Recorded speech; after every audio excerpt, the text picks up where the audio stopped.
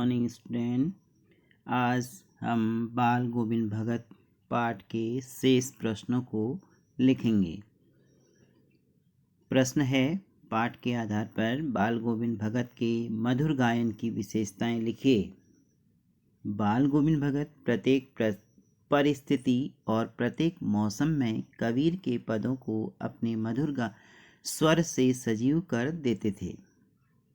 यह उनके मधुर गायन का ही प्रभाव था कि उमस भरी, जो गर्मी की शाम थी, उमस भरी में भी स्त्री पुरुष अपने घरों से निकलकर उन्हें घेर कर बैठ जाते तथा उनके मधुर स्वर का आनंद लेते।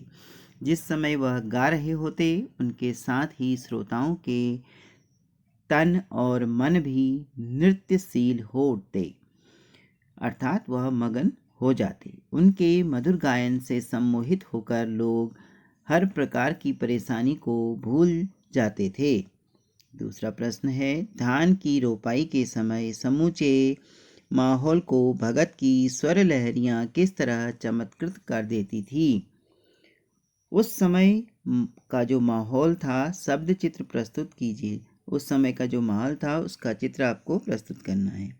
तो धान की रोपाई के समय धान की जब रोपाई हो रही थी, उस समय भगत के मधुर कंठ से मन को मोह लेने वाली स्वर लहरियां धीरे धीरे तेज होती जा रही थी। जब वे गाते तो उनके स्वर धीरे धीरे बढ़ते थे।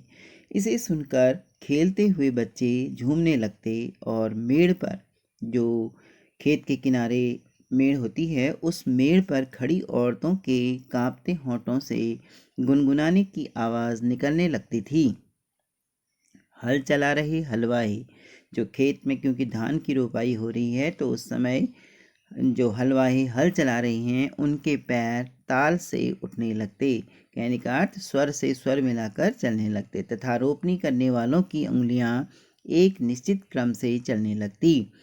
बाल गोविंद भगत के गाने से संपूर्ण सृष्टि मिठास में खो जाती, सबको आनंद का अनुभव होने लगता।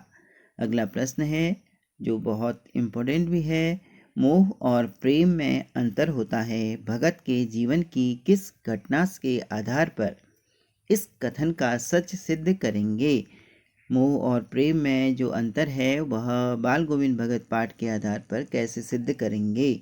भगत सांसारिक वस्तुओं से मोह नहीं करते थे। उन्हें अपने इकलौते पुत्र से प्रेम था, मोह नहीं। जब बीमारी के कारण उसकी मृत्यु हो गई तो उन्हें दुख तो हुआ, किंतु उन्होंने इसे प्रकृति का एक नियम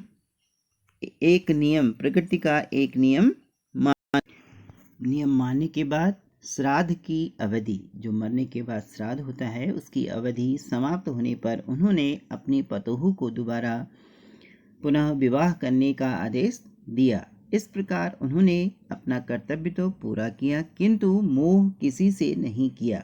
जो सांसारिक कर्म है वह उन्होंने किया, लेकिन मोह किसी से नहीं किया। आपकी दृष्टि में, अगला प्रश्न है, आपकी दृष्टि में भगत की कबीर पर अगाध श्रद्धा के क्या कारण रहे होंगे।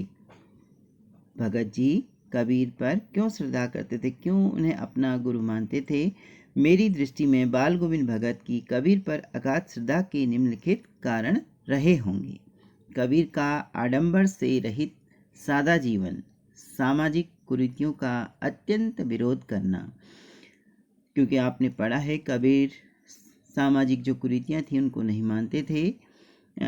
कई उदाहरण आपने वहाँ पर पढ़े हैं। काकर पाथर जोड़ के मस्जिद लई बनाए, ताचड़े मुल्ला बाग दे क्या बहरा हुआ खुदा। ऐसे ही दुनिया ऐसी बावरी, पाहन पूजन जाए, जो सामाजिक कुरीतियाँ हैं उनका उन्होंने विरोध किया था।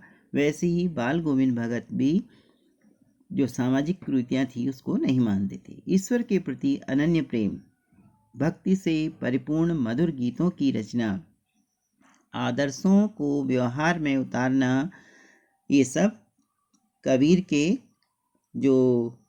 गुण थे, वह बाल गोविंद भगत भी अपने जीवन में पालन करते थे। लेखक ने बाल गोविंद भगत के संगीत को संगीत है या जादू क्यों कहा है। लेखक ने भगत के संगीत को संगीत है या जादू इसलिए कहा है क्योंकि उनके मधुर कंठ को सुनकर बच्चे खेलते और झूम उठते।